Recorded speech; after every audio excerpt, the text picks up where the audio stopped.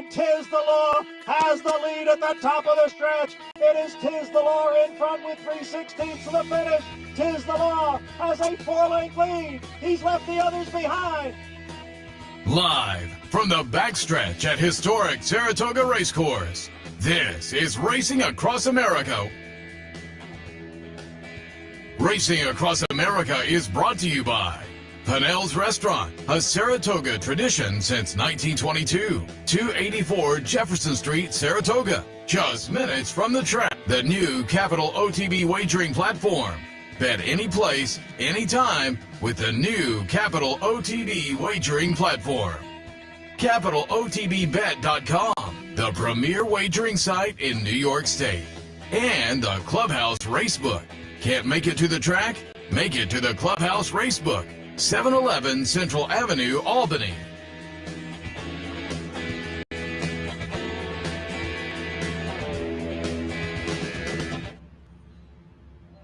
Good morning. Welcome to the Friday edition of Racing Across America. Seth Merrow live right in front of Clare Court. Great location every morning. We've already seen the horses working out. It's a nice morning. Again, it's still a little bit steamy, but not near yesterday. Yesterday was a little bit crazy. So I think it's going to be a fun day of racing. They're on the turf all day today, so that's a bonus as well. Today on our show, a little bit later, we'll be joined by Joe Appelbaum, the board president at the New York Thoroughbred Horsemen's Association. We'll talk a little New York racing and whatnot. It was aftercare day yesterday. We'll touch on that. Also going to ask Joe about HISA and how that's been going in New York in the first few weeks of the federal legislation taking effect. A little bit later on, we'll be joined by Joe Krong. He's on the Rise Again stable, local guy, and he got a win at Saratoga yesterday. I always like to root for the locals, so we'll ask what it was like to be in the winner's circle up here at Saratoga with a relatively small outfit. It was fun to see. They were very enthusiastic, as they should be. And we'll also be joined by Howard Kravets. If you've never listened to the HHH Racing Podcst, I recommend it. You can find it on YouTube, and I caught up with that podcast going back a couple of months maybe, and I sent Howard an email. I said, hey, you guys are doing a great job. He said, I'm going to be in Saratoga. And so I said, well, come over and talk about the podcast. So we'll do a little handicapping with Howard at the end of the show as well. But now, our first visit this season from Sean Clancy, Saratoga Special. We had his brother Joe on last week, and we'll have the Saratoga Special guys rotating in throughout the meet on Fridays. And I know, Sean, you got a little bit of a late start at Saratoga, so welcome back. Thank you. Good to be back. I missed the first couple of days. I had some runners at Colonial Downs, and my son Miles and I came up on Friday. Then, of course, I got sick, not COVID. I got sick for a few days, but we're back in action. Everybody has to make that asterisk. I think I just had a cold, or I know I just had a cold. So, it's great to be back. I mean, look, it's Saratoga. It's that one place, one time a year where you're exactly where you want to be, which is just brilliant. So I have to ask. I'm assuming Miles has been pulled into he's driving the cart, maybe making deliveries. I told him. I said, don't drive the golf cart. That's rule number one. We've had a few violations over the years. Jack Clancy, one of my brother's middle son, he was driving a cart once, and that was a disaster. So we don't let the kids drive the carts, but they certainly ride in the carts and hand out papers. He did the paper out the other day. I got him up at 4:40 in the morning, and he was out all morning. So that's a rite of passage for the Clancy boys to get out and deliver papers. So it's fun. I'll also say I've checked out the website as well. This is horseracing.com, which you can find the newspaper there if you're not local and you want to pull up the Saratoga Special. Highly recommended, so go to the website. But you can follow all year long as well. But you update it a little bit. Yeah, we updated the website, which I still don't know how to use the website, so I'm not actually on there much. That's a lesson that Tom Law and Joe have to give me, which that's their least likable thing they do in their careers, dealing with me and technology. But updated the website. We write year round. Obviously, this is our place. I mean, I was actually talking to Dan Pride before he came up, and he's like, I like your website, but where's your stuff? And I said, we don't have enough content. He goes, that'll change. Yeah. So I was like, Saratoga's looming, so that'll change. Now we got all the content we want. Not enough time to write it, but look, this place is this is our haven. This is our special place. So I like everybody. I mean, this is it. Yeah, that's one of the reasons I have you guys on, because I like to tout it. I think you're tagline is Saratoga's Racing Newspaper, which you nailed it, because it's a great way to follow the sport. You guys are out there. The interns over the years, we talked about that with Joe. You've had interns who have gone on to, you're kind of the mini Darley Flying Start of horse racing. With, and then we were talking also, you got somebody at CNN now. Yeah, exactly. It's crazy. But so people are running around in the winner's circle after the big races, and you get coverage that's maybe a little bit different than what you're going to find in the mainstream media. That's great. And so, again, you can catch it online at the website, but the hard copy you can pick up at the newspaper. You can pick the newspaper up on the front side and around town as well. But remind folks the schedule this year. So we go Wednesday, Saturday, and then every day during sales week. So we'll do 20 issues during the whole meet. We used to do 34, 35, and then we changed it up a little bit. Lots of reasons. The cards have changed quite a bit. I mean, back in the day, it was like you had to go over there and kind of cover every day because there was these, kind of epic races every day. That's changed a little bit, and obviously the prices of fuel, print, everything else has gone up, and technology. So now we cover a lot of the racing on our website in between the issues, so it's an easy way to kind of catch up with it. And we actually find that readers read the paper more twice a week than when we were coming out 5 days a week. I mean, this place is so hectic and such a cycle. So in a way, people get to slow down and read it and kind of enjoy it a little more than when we're doing them every day. But it's a different challenge, but still a challenge. Yeah, and again, pick it up, check it online. Great way to follow the entire meet. Obviously, the big stakes races, but you have fun, though. The worth repeating, the quotes, that's a lot of fun. The stable tours, I think that's been a great addition, gives people a lot of good information as well. So absolutely pick it up. The Cup of Coffee column, which you wrote your first or maybe second column, where you were kind of waxing poetic about mornings at the racetrack, and I can relate coming up Crescent Avenue every morning to the middle of the turn, and it's the morning and the horses are working out, and behind us there's nothing like morning at Saratoga. Oh, exactly. I mean, my brother and sister and I, we used to climb in the back of the horse van. My dad was a trainer. We'd come from Delaware Park, a farm, Pennsylvania, and he'd drive this 6-horse Imperator horse van. We'd leave at midnight because it was better for the horses. We'd pile in the back, sleep all the way here, and as soon as you'd make that turn on Union Avenue, it'd be about 5:30, and the sun would be coming up, and we'd be hanging out the windows of the van. The doors, we used to strap the doors open we'd take the stirrup leathers and hold the doors open, and had a screen on. It was the most unsafe thing you could ever imagine. All those kids hanging out over this screen that my father literally rigged up the night before, and we'd be looking out that door and see the horses galloping, and you just felt like you felt like you had arrived. And I think everybody here, you just get in that, you're just in an upbeat mood. I mean, that's the most fun part about it. It's just everybody here is on. It's high pressure, of course, for everybody, but it's just one of those places where you just come, I think you just be your best here, because it's the best. So that part's just been magical. And our life changes. I was coming up here as a jump jockey originally, and now I bring my son up, who's 13 years old, and we get to spend time together. And it's just amazing how life changes, and your priorities change. Life changes, but in a circular way. Yeah, Everything exactly. goes, I think it's brilliant. And now I get to share. My father shared it with his kids, and now I get to share it with my kid. Joey's kids, I mean, they were like little mayors around here. Jack, Ryan, and Nolan. I mean, they were celebrities and had so much fun. So, and I think that's any generation. Anybody's coming up as a kid, you just it's just the best. Yeah, and again, you guys do a great job covering the entire meet. And let's hit on some of the action in review and in preview, because one of the ones, you guys over the years have done great coverage of the jump races. I love jump racing, and boy, the meet kicked off with just a great result, a great story. We'll go back and look at the stretch run from a couple of days ago. The AP Smithwick, the jump racing, in Royal Ascot fashion, kicks off with a grade 1, and it's won by Down Royal. Kate Dalton trains, Bernie Dalton rides, and I was going to ask Kate to be on the show, but after the race, she doesn't go in to get the winner's circle picture. She's walking the horse back, and you offered, I understand, to do that so she could go in, and she wasn't letting go of the horse. But this was a great story. This is just the epitome of racing, the epitome of steeplechasing. You have Bernie and Kate Dalton, who work, husband and wife team. They bred this mare. She's now 8 years old. New York bred by Alphabet Soup. They campaigned the mother over jumps, and have just done all the work with this mare. She spends her whole life in Camden, South Carolina, at Springdale Racecourse. They shipped her up. Bernie drove her up. They stop at they call it the Horse Hotel. They stop and spend the night there, somewhere halfway between Camden and here, wherever that may be. And she shows up. She's a lovely mare, tough as nails, and what we try to explain about steeplechasing is that's what you're getting. You're getting old school horsemen who do all the work themselves. They put their money on the table. They're in it. They're risking their pocketbook, everything, and it paid off. You get an upset mare. She beat all these European high profile, highbrow European bred horses, and Bernie Dalton was an exercise rider up here for years for Kieran McLaughlin. Kieran says he's the best exercise rider ever. Could ride anything.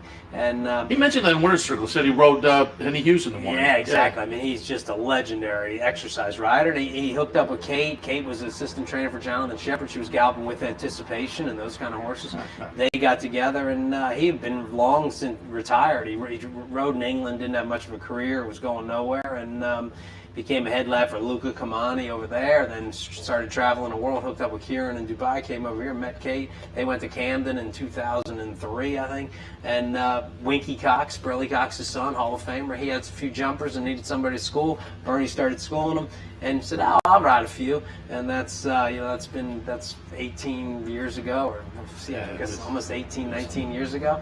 And Down Royal provided his 100th career win in a filly mare stake in Nashville in May. That's the 41st jockey in American history to win 100 races. And that's a great achievement for a guy that just kind of, he says, this isn't my business. I do it as a hobby. It's what I do for fun on the weekends. So just an awesome story, feel-good story, and what racing's about, what steeplechasing's about. Yeah, it was funny to see. They're in the Winner's Circle getting the picture. A great one at Saratoga. She's off hosting the horse down, and you were kind of volunteering. I knew she was she's a one-woman show, and she's holding you. I hosed her off. I said, "Come on, let me take her. Go get your picture taken." And she had that shank, and I mean, for love or money, I wasn't getting that mare out of her hand. I said, "Come on, let me walk her down there." She's like, "No, I'm a mess.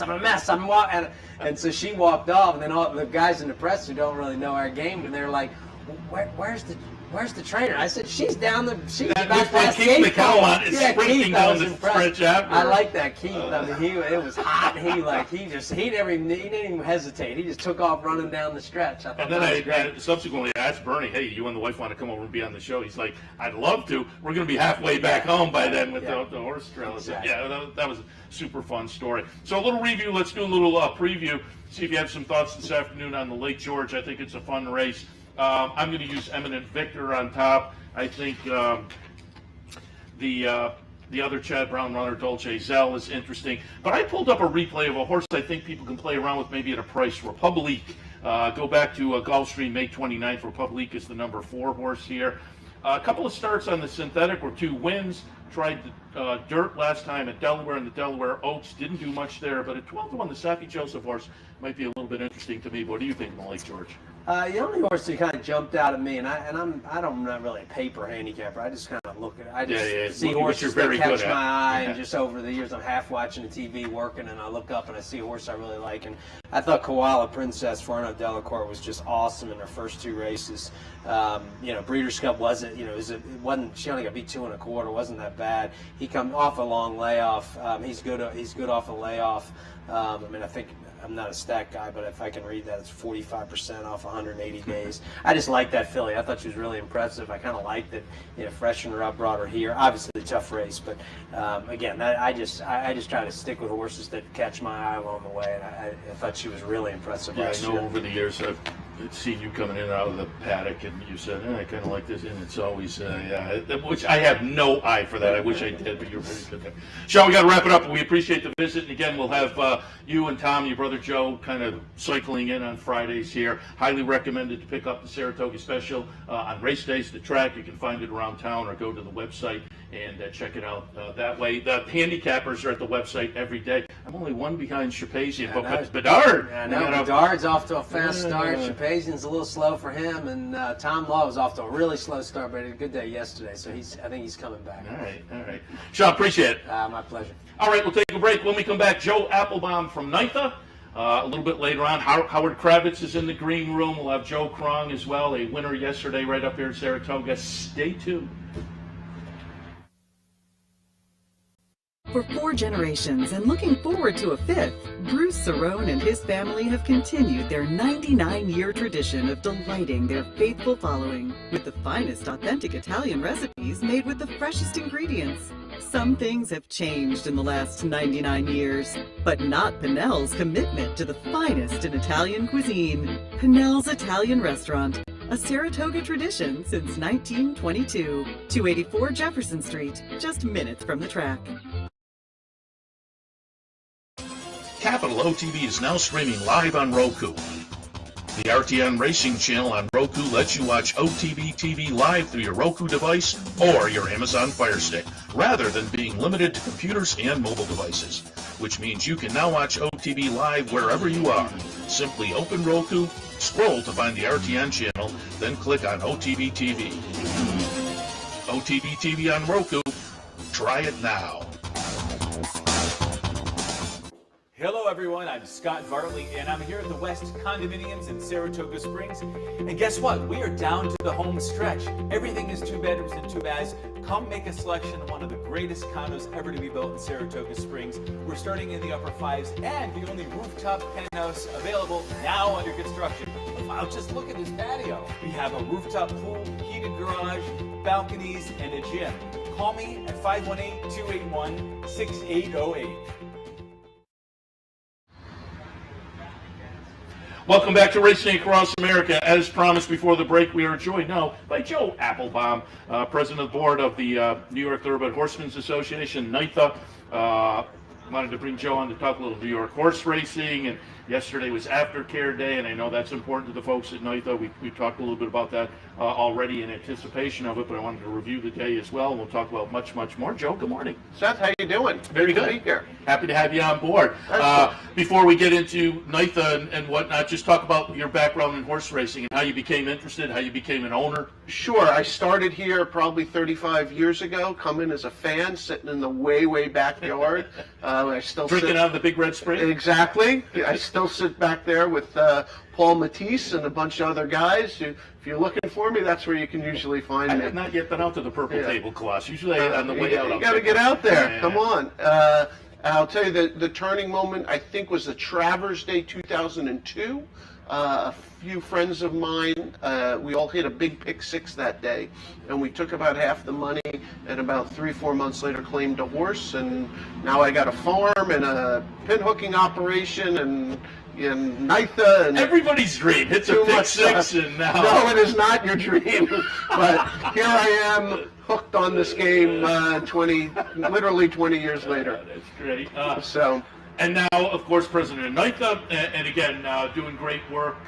We talked to Will Alampievich last Friday and got a little NYTHA background, but just to reiterate, just give us the mission of the New York Thoroughbred Horsemen. So we represent 5,000 owners and trainers, about 4,500 owners, about 500 trainers who race here at the NYRA tracks, Aqueduct, Belmont, and yes, Saratoga. We have really a dual mission. One, I say we serve as the owner's conscience. So about 3/4 of what we do and 3/4 of the money we spend goes to backstretch, aftercare, really philanthropy projects around the track. So we have healthcare clinics at both Belmont and Saratoga, free for the grooms. We have a scholarship fund for the children of the grooms. We spend hundreds of thousands of dollars on aftercare, making sure horses are retired properly. Yesterday, we had our big aftercare day here where we highlighted a bunch of horses that have gone through the program, highlighted a bunch of the farms that we work with. And I want people to understand how committed New York is. We spend total in New York about $1.4 million per year on retiring horses. The bulk of that comes from our owners. Our owners are very generous. We have some programs in place, a claiming fee that that helps fund that, and but we get the track involved, we get the jockeys involved, we get donations, and it's really core to what we're doing here, making sure we have a good second career for our horses. Yeah, a lot of things fans don't think about. The second career for the horses, but also very, very importantly, the work you do for the backstretch workers. You know, people don't really think about what goes on in the morning and all the work that goes into bringing the horses over in the afternoon, and the programs you have and the facilities you have, the various tracks. Very important to keep that whole process going. We couldn't agree with you more. We literally have thousands of workers here, downstate, upstate. There's really few industries in the state of New York that are like this anymore, that have, and this is manual labor. These are people working with their hands all day long. They're not sitting in front of a spreadsheet, people. Like, this is real work, and we need to be here to support them. Yeah, we're showing the 3 tracks there. And talk a little bit about how the 3 tracks play into the New York racing season, and how important the year-long racing is to the owners and trainers in New York. Well, I still want to be able to walk down Broadway tonight, but Belmont is really the anchor, right? That's where all of our training basically takes place.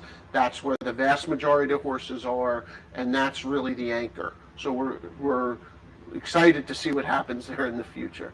Aqueduct carries us through the winter. It's a great facility. We actually get amazing attendance there, believe it or not, mostly because of mass transit.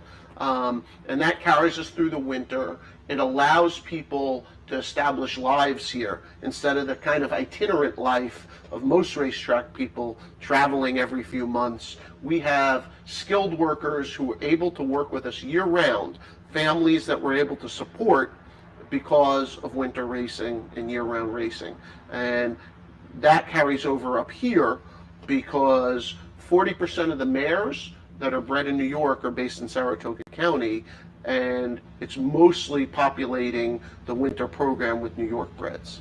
And then finally, Saratoga is the jewel. It's what brings in a vast amount of wagering revenue. It's our ability, our opportunity to put our best foot forward, not just to the country, to the world. There may not be a more quality meet than Saratoga in the entire world. You know, you talk about Royal Ascot, you know, that's not even a week. Yeah. Hey, we're here all summer, guys. We're pumping out stakes races every day. So, you know, I think there's a good kind of symbiotic relationship between all three, and the kind of upstate, downstate balance that we have makes us really strong as an industry and really representative of the state as a whole. You're wearing the Off the Hook shirt, and Yes. that's your racing nom de plume. You gonna have any horses up here during the meet? And as you sat down, we were talking. A horse you sold actually won a stake already at the meet. Yes, so we were really exciting opening Friday. A horse named City Man won the Forbidden Apple, a grade 3. We sold that horse a few years. I think he's 5 now already. Time goes by. But a few years ago, we sold that horse to Dean Reeves, and he's been an incredible New York bred and has had success actually in open ranks now too, which is great to see. Nothing makes me prouder. I have 3 2-year-olds on the farm, and I have a recovering 3-year-old that I'm begging my partner who runs our training operation in Ocala. I'm like, come on, send them up here. He goes, no, I need a little more time. I said, no, come on, let's go. So I hope by the end of the meet we get a couple of them up here, if not by the fall, but we'll see what happens. All right, we'll root for you. Yeah, you never know with 2-year-olds. But that's also nice too. That's certainly a feather in your cap too. I've sold the horse that won a nice stakes race up here. Had Dean Reeves on, talking a little bit about City Man. Again, I said at the top of the interview, and I wanted to bring you in to talk a little bit about HISA, the Horse Racing Integrity and Safety Act. Now, national legislation has recently been enacted across the country, and there's been, I think things have worked out okay. There's been a little consternation, mixed comments from various segments, but as far as New York racing, New York horsemen, how has HISA worked out so far? You know, what are we, about 3 weeks in or so? So, it officially kicked off July 1. We've literally been working behind the scenes for years to make sure it was palatable to our horsemen. I'll tell you this, for New York, the changes are going to be relatively minor. Yes. Are there some things that are different? Yes. Was registration a bit of a pain in the behind? Yes. Will the next 18 months be filled with missteps and corrections? All of that, yes. However, for the most part, the rules that they have enacted already and the medication rules that they're proposing that'll start in January are extremely similar to what we're already doing in New York. So yeah, are there states out there that are going to have a big eye-opener about the level of professionalism and the level of care that they need to give their horses? There are, but not New York. So yeah, we've made some adjustments. The whip rule's a little different. No one's excited about the change in the hind shoeing legislation. There's some other things that are out there, but by and large, for the most part, it's pretty similar to what we're doing. So, you know, I know, look, people get into horse racing because they love the tradition, they love working with animals, they don't want to be burdened with paperwork. Those are all reasons people get in this game.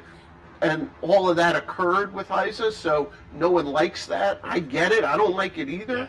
But for the most part, have you noticed the difference here? No, I was going to mention, so Like- far we're 3 weeks in, and you know, as I said, there's been some consternation on social media or whatnot, but up here at Saratoga, I haven't seen any.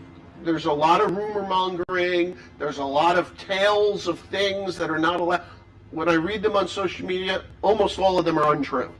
Okay? The best thing you can do is go to the HISA website, you go to the THA website. The rules are all there. Call our office. We have a woman, Julie Carmichael, in the NYTHA office who is there to help all our members. So if you're a NYTHA member and you're confused about a rule or you need help registering, Julie is our membership services coordinator. That's her job.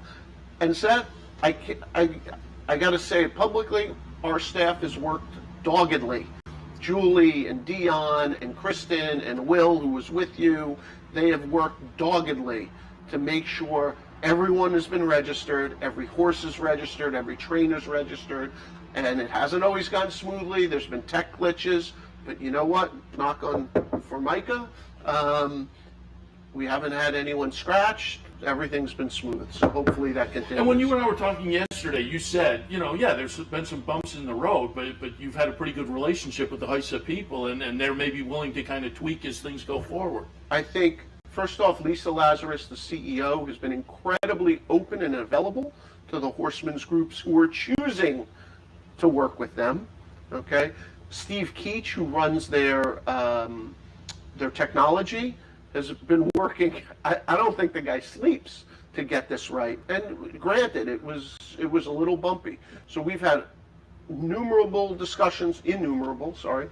discussions with them. They've made changes and tweaks to the rules. Not every rule. We're not going to get every change made, but if you make a good case, if you make an evidence-based case based on research and veterinary opinion, you have a good chance to get things corrected. Yeah, excellent. Again, it's something that, you know, the industry has been working on for a while, and it is the law now, and so we've got to kind of try to make it work. And as you say, in New York, a lot of the things aren't that different from what we've been doing anyway, so things are pretty similar up here, and we'll see how it goes forward. You know, if there's some good response from the HISA people, it seems like everybody can work together and make this a benefit for everybody going forward. Look, no one disagrees that we need uniformity, right? No one disagrees that we need like open standards. Yeah, you're going to disagree with some of the rules. That's how rulemaking goes. But we all have to work together. We don't have a choice. It's the law. It's not changing. They're not going back and changing it. It was like a 1 in a million chance that the thing even passed to begin with. Yeah. So the idea that it's going to change is fanciful. So we have to make the best of it. And NYTHA, our job is literally to service our members, to make sure our members are prepared. Those of you looking on TV, we're here to help you get through it. So please call the office if you need help.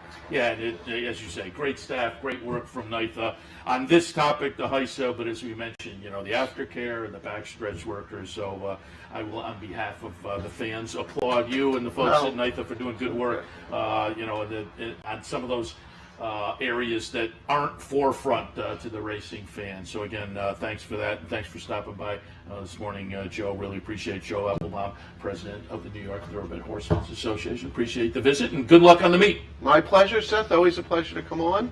We'll see you out there. Big Red Spring if you're around. Appreciate it. All right, we'll take a break. When we come back, more on this Friday edition of Racing Across America. Stay tuned.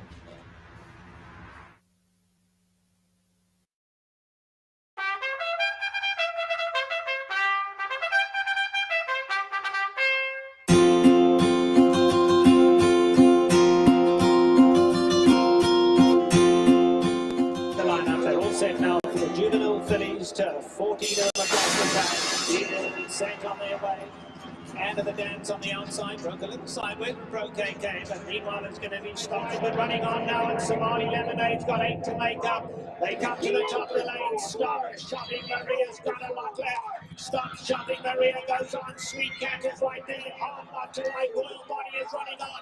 Past the 8 ball, they come. Stop Shopping Maria for the run. Still under a hand wide as they come to the 16th. Stephanie's Kitten coming out late. Yes, Stephanie's Kitten coming fast. Stephanie's Kitten. Stop Shopping Maria. Stephanie's Kitten's walking.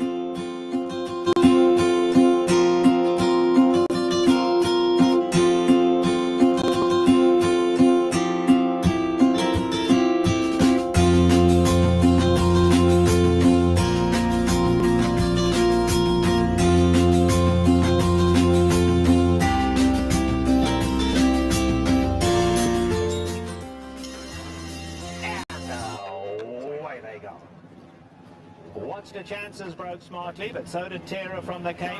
On the inside, Sky Lantern, the Grey going well. If he can get through. Sky Lantern, the Grey looking for somewhere to run. Wide open. It's Tara from the Cape hanging on. Tara from the Cape tries to go all the way. On the outside now, here comes Flotilla in the light blue. Flotilla is absolutely flying. Watch the chances in there too. But Flotilla has gone right on by. And Flotilla is coming home to score. Flotilla has won it just about 2 in the end. It'll be Watch the Chances, Summer of Fun coming on to finish third.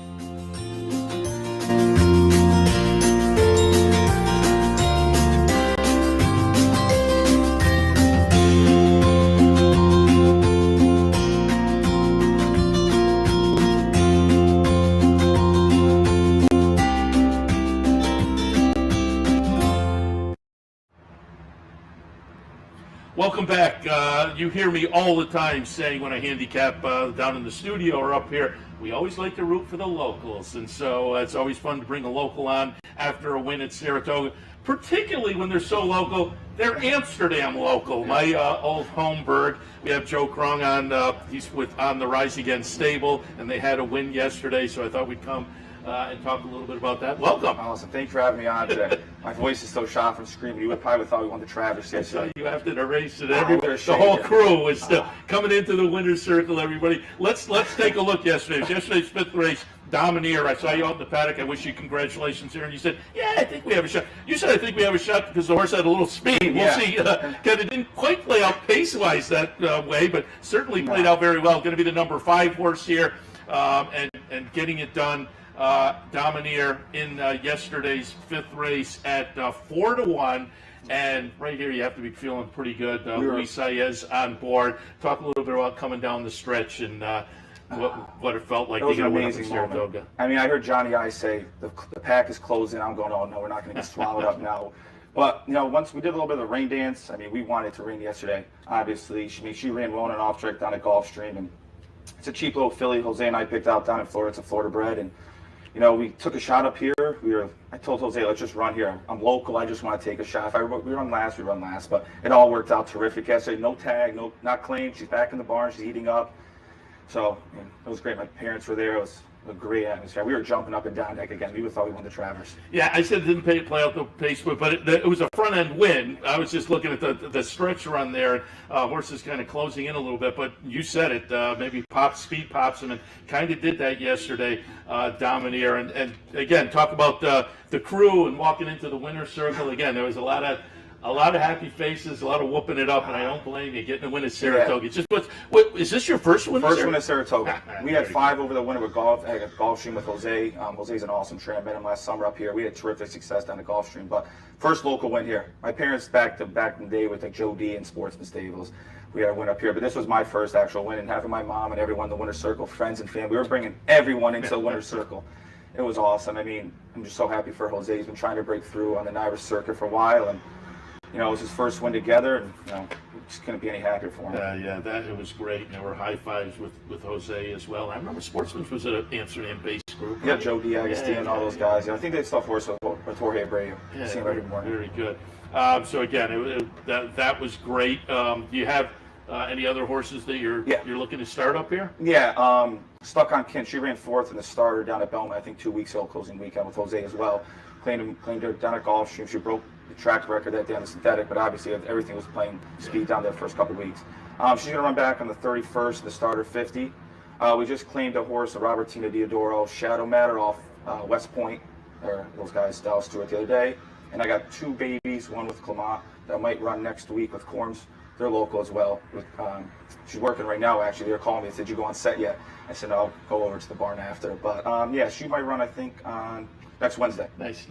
So we have some horses here. So people can look for On the Rise again under the owners and know to root for locals. You mentioned claimings and babies. How do you get most of your horses? We claim everything for the most part.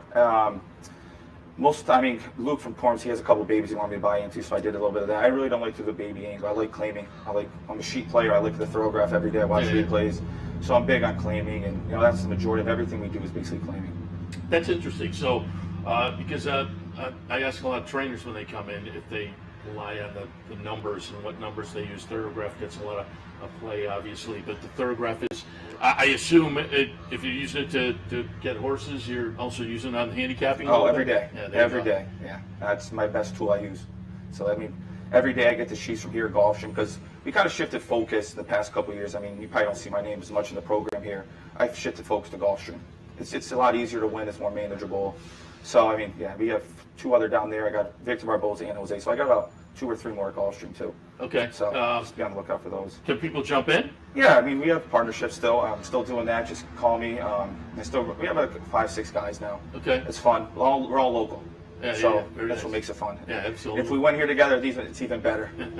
I can vouch. As I say, yesterday it was fun to see everybody walk into the winner's circle with that. Where'd you watch the race from? Because I saw you coming downstairs. Yeah, Jose wanted to change it up yesterday, so we went upstairs to the boxes to watch it up there. And I've never really watched race. I usually watch it. So now forever it's watching from the Now boxes. It's forever. That's a lucky spot. That is the lucky spot. No, normally watch it down on the porch on the lower level. One of my lucky TVs I like watching races on. But over the years, it's never been lucky for races that we run in. So I was like, let's just change it. Do whatever Jose wants to do. Just follow him, and that's what we did yesterday. Excellent. So a nice win yesterday. Some horses to look forward to coming up at Saratoga. But I had to have you in. As I say, I always like to root for the locals, and that was a nice performance yesterday from Dom here. So we congratulate you there, and we wish you a lot of luck going forward. Hope a couple more wins. Hope to see you maybe the beginning of something big, beginning of a nice season here. We'll look for some of your horses down at Gulfstream as well. Appreciate it. Congratulations. Thank you very much for having me on today, Seth. Joe Krong, again, on the rise again, stable with the win yesterday at Dominaire. We'll take a break. When we come back, Howard Kravets will join us. The HHH Racing Podcst. We'll talk a little bit about that, get some ideas for this afternoon. Stay tuned.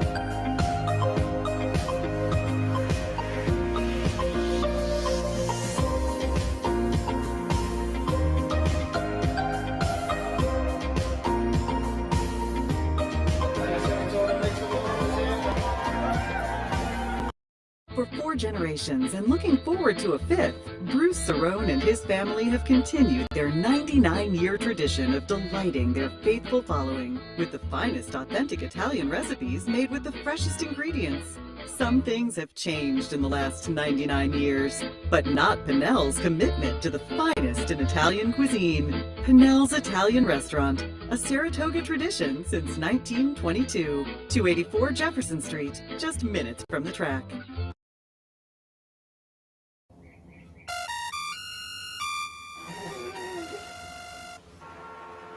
come on. I want sales reports on my desk by Monday. Oops. My bad. Love racing? RTN brings you every live simulcast on your home television, plus live video streaming and race replays on your PC and mobile devices. To order, visit rtn.tv. RTN, a breed apart. Welcome back to Racing Across America on this Friday morning. Another nice day up in Saratoga. So far, so good. You know, we will knock wood. There have been a couple of little crazy incidents, but overall, it's been very nice weather-wise, and I think today another one of those days.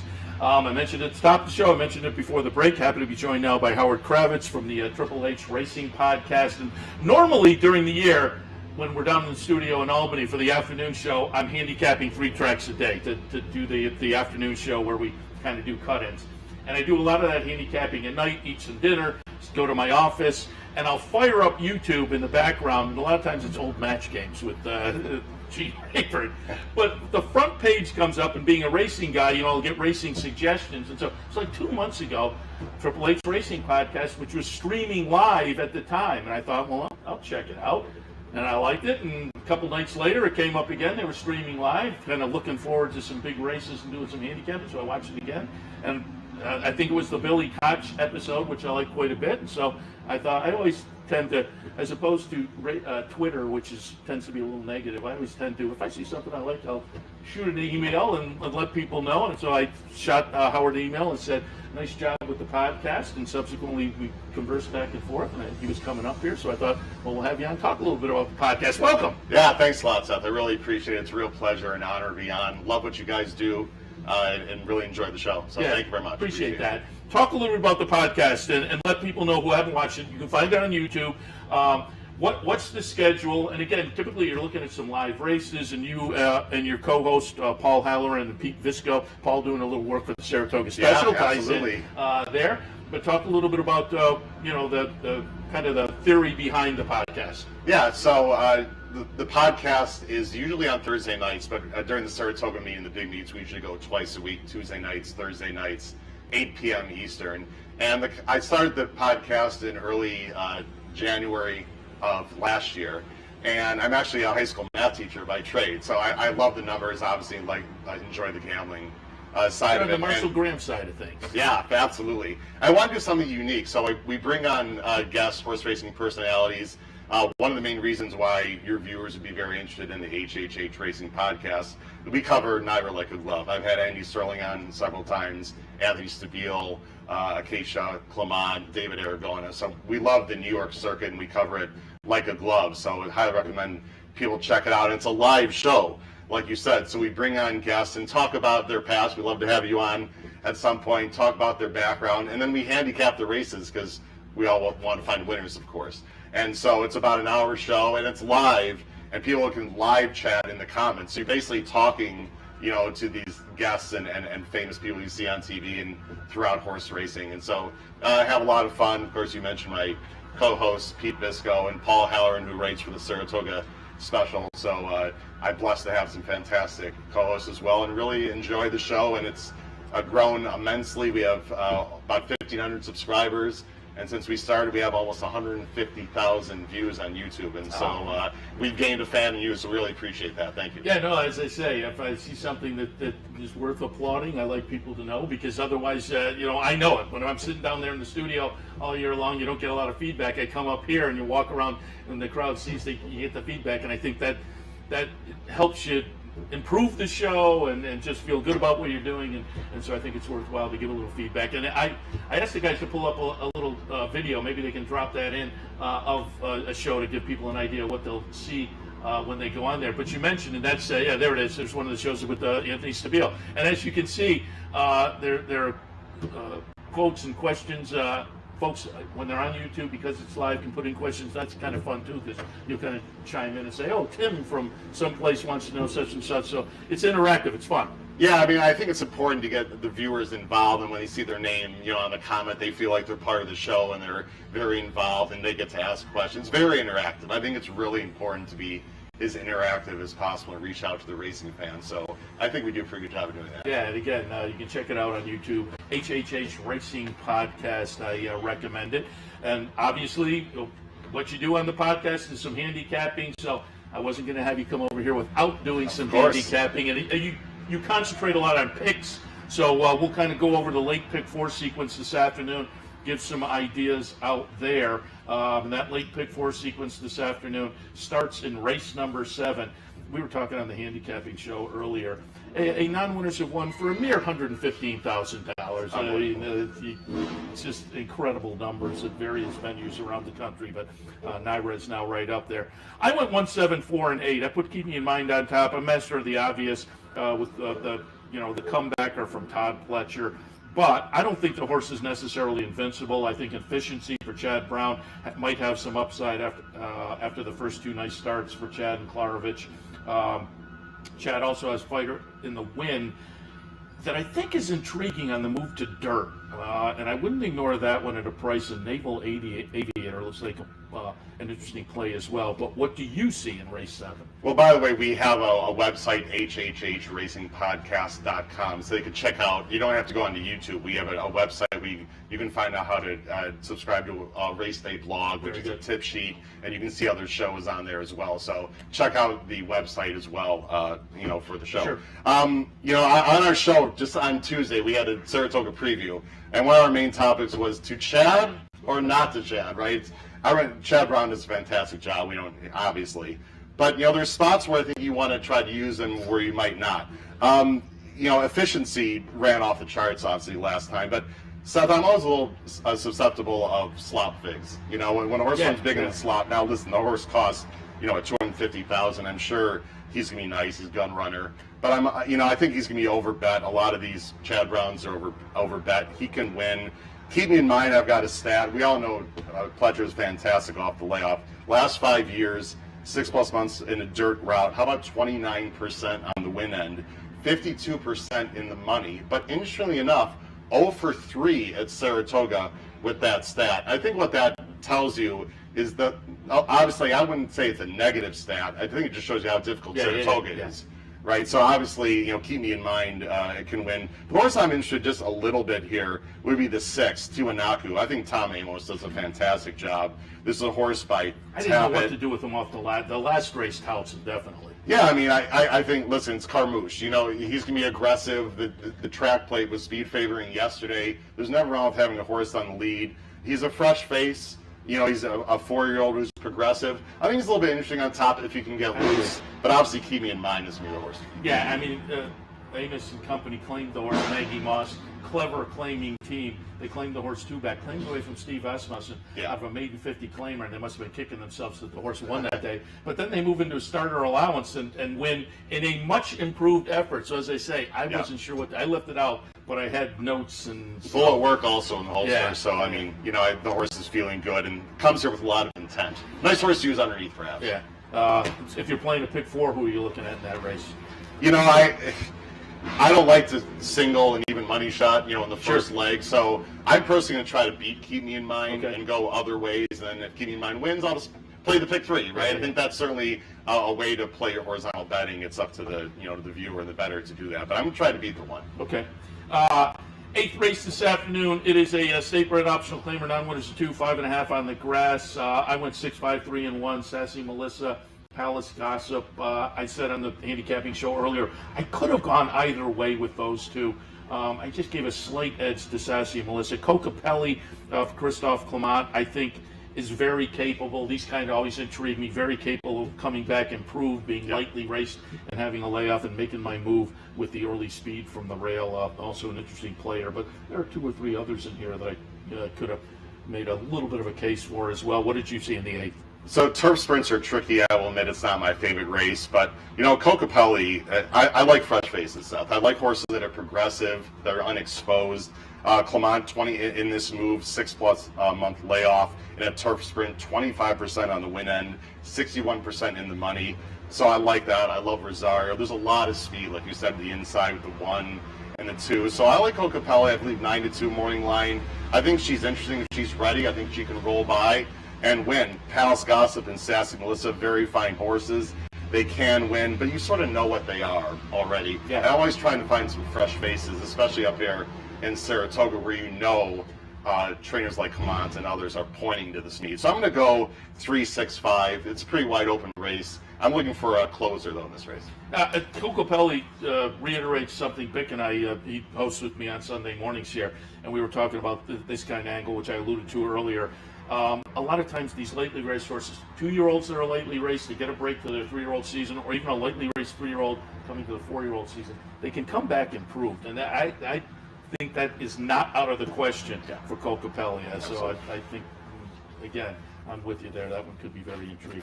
All right, we will take a look now at the feature race, the Lake George Grade 3 event on the grass. These are 3-year-old fillies vying for $175,000. We have some replays here, and I'll tell the guys that we're going to take a look at the guys down in the control room. Breeders' Cup Juvenile Turf. Pizza Bianca won that one, and Koala Princess finishes 7th in there. We'll also take a look at the Wild Applause with Eminent Victor winning, and then the Appalachian where Spenderella wins and Dolce Zell runs 2nd. Here we have that Breeders' Cup Juvenile filly, and you can refer to the replays and whatnot. But what did you see in the Lake George? Yeah, and Koala Princess is the 9 here, and the green silks coming up on the outside. Listen, it's the Breeders' Cup. It was obviously a very difficult field, but what I like about this race, and this is Imminent Victor for Chad winning the Wild Applause, beating a nice horse for Billy Koch and Red Feather and Oakhurst. I think Imminent Victor is going to be very overbet today. Now, listen, obviously Chad can win this race. I see 5-2 in the morning line, I believe, David Aragon, who's the best morning line maker in the country. There's no way you're getting 5-2 on this horse today, Seth. We're talking 7-5 at least. You know, so I'm going to try to beat Imminent Victor. It's a much tougher spot. This is a race at Keeneland with Dulce Zell and Skims. Dulce Zell's the 4. Skims is the 5. Now, the 4, Dulce Zell beats the 5 Skims here, but Skims had to come to the inside. The inside was not the better part of the turf that day. In fact, in Keeneland, the inside is usually not best on turf. So even though Dulce Zell beat Skims in that race, I actually like Skims better today because I think Skims gets back on firm turf and prefers that. But Eminent Victor is a very nice horse. We only got to see the end of that race. It was a 4-horse field. She got a big number. She could, she's gonna be a very nice horse. But as a handicapper, again, to Chad or not to Chad, this is a spot where I'm going to try to beat her. I like Koala Princess. Arnold Delacour. Again, I'm a math guy, so I like to look at the stats, and I think Diarra Formulator, shout out to them. I think they do a fantastic job. Again, last 6 months in a turf route, last 5 years, off a 6+ month layoff in a turf route. Arnold Delacour, 25% on the win end, 51% in the money. Trevor McCarthy, who does a fantastic job, really good rider. So I don't mind the fact that Rosario is not on. I think there's enough speed, and again, I'm expecting improvement. Another sort of unexposed horse that I think can take a step up versus some Chads and others, and you're going to get a price. So I'm going to go with Koala Princess. I'm going 4-6-8-5 in today's Lake George. Yeah, and I did not use Koala Princess just because others had a little more recency, but I had Dave Brennigan here on Wednesday, and we were or yesterday, I guess it was, and we were taking a look at this race, and he brought up the Breeders' Cup Juvenile Filly Turf, and he said, and you can see it on the page, but going beyond what's on the page, he talked about how potent it was as a key race with 7 of the horses coming out and subsequently winning, and what this horse had done prior to that. And at that point, I kind of kicked myself. And now you've mentioned it, and my partner this morning on the Handicappers Report mentioned it, and I had it 6-5-8-1, but on pick plays, I probably not. Not Koala Princess is going to be 2-1. No, I have to throw that one in the mix, certainly. And then finally, we wrap up the late pick for today. And when you sat down, you said maybe you had a little bit of a clever opinion in this 10th and final. Go off at about 6:13 tonight. State bred allowance runners going 3/4 of a mile. I went 8, 10, 2, and 6. I thought the 3 might be a little bit intriguing as well. But I put Let Her Inspire You on top off the seasonal debut, which was much improved. But what were your thoughts on the finale? Yeah, I mean, Let Her Inspire You for, Pletcher, Velasquez, China Horse Club. She's the obvious, horse here and might just draw up and win again. But this is a tougher field, obviously. It's an allowance coming from Main Special. It's not easy to go from, a Main Special win into allowance company. There's other speed in here. I'm fascinated with the horse, at least underneath. Number 6, Fancy Feline for James Bond, who's had a great meet already. Blinkers on, freshened up. Obviously, they're pointing to this spot. Can close, and there's going to be a fast pace in this race, I believe. Saez in the saddle. I'm a big fan. One of my favorite vertical play set is to take a price shot and to back wheel them underneath. Okay. People don't know what that means. That means single that horse basically in the 2nd and 3rd spots. So, for example, if you love Let Her Inspire You, the 8, use her on top, but maybe just put the 6 only in 2nd with a bunch of horses in 3rd, and then you can put whoever you like on top with some horses in 2nd, and then single or back wheel Key, for example, Fancy Feline in 3rd. So you're going, horses you like with the 6 with others, and then horses you like on top with others with the 6. It's a very cheap way to play trifecta. I'm interested in her, again, a fresh face who's going to close with blinkers on for a very good stable and a good jockey. Fancy Feline, the 6, I'm interested in, but the 8 is the horse to beat. I'm going 8, 6, 7, 3 to close out a fantastic day here at Saratoga. Yeah, I like it. Fancy Feline is at the bottom of my mix, but I agree could be a little bit of an interesting price in there, and always want to shop for some prices. And you kind of alluded to it when you were explaining the bet plays there, but that's great. And you guys do a little bit of it on your podcast as well, but I always say we probably should do more of that as handicappers, in that two sides of the same coin, handicapping and betting. And they're based on the same thing, but they're very different. You can be a good handicapper and a bad bettor, and I think a lot of this kind of thing, we concentrate on the handicapping, and I think particularly this time of year and what we're doing, which is handicap or broadcasting to a Saratoga audience, which includes a lot of folks who are fairly new to the game, I think we should concentrate more on explaining a little bit of the handicapping angle and strategies, and hopefully winning strategies there. Yeah, ticket construction is so important. Whether you're a vertical player like exactas, trifectas, or you're a horizontal player, pick 3s, pick 4s, you should spend equally, if not more, time constructing your tickets than handicapping. It's like golf. We all go to the driving range. We don't spend enough time on the putting green, right? You really should think the other way. So it's a tough game as it is. So hopefully you can pick winners and construct the correct tickets. Very good. Before we let you go, I know yesterday you in an auction won a TRF backstretch tour with the MIG, and I know from talking to people who have done it before and being friends with Kim Weir from the TRF, who put some of that stuff together, and having some of the tour people come by here in years past, it is always a lot of fun. The MIG does a great job. How was your tour yesterday? Oh, it was unbelievable. It's my first time here at Saratoga. I'm from the Chicago area. It was amazing. We saw many stables. The MIG is fantastic. He's got story after story. Fantastic guy. Can't say nothing. Kim Weir at the TRF does a great job as well. So the experience was awesome. We hope it continues at the racetrack next few days. I did not realize it was the first trip. When'd you get in town? How long are you going to be here? And how's it been so far? It's been great. We're staying at a house not too far away. We got in last night. We're about 4 o'clock, and we're leaving Sunday morning. So it's going to be pretty quick. I'd love to come back this summer, but as I said, I'm a high school teacher, and unfortunately, school starts, I know, like a few weeks. But I hope to make this a yearly journey. Maybe come on the show at a yearly basis as well. And we'll get you on my podcast as well. HHH Racing Podcst, and HHHRacingPodcast.com is the website. Well, welcome to Saratoga, and I'm sure you already experienced it, but I say probably 100 times during the season when we're up here doing the show, when I talk to people. The track's great, the racing is great, but what makes Saratoga really so special is outside the fences. When you're downtown, I'm sure you experienced it. You're sitting eating dinner in the next table saying, yeah, my exacta today, or hey, the daily double tomorrow. And it's just the whole community is so into it. It's a lot of fun. Absolutely. Yeah. Howard, appreciate the visit. Again, it's the HHH Racing Podcst, the website again? HHHRacingPodcast.com, and then in YouTube, just go to the search bar and type in HHH Racing Podcast. Highly recommended. Check it out. Appreciate the visit. Thank you very much, Seth. All right, we'll wrap it up.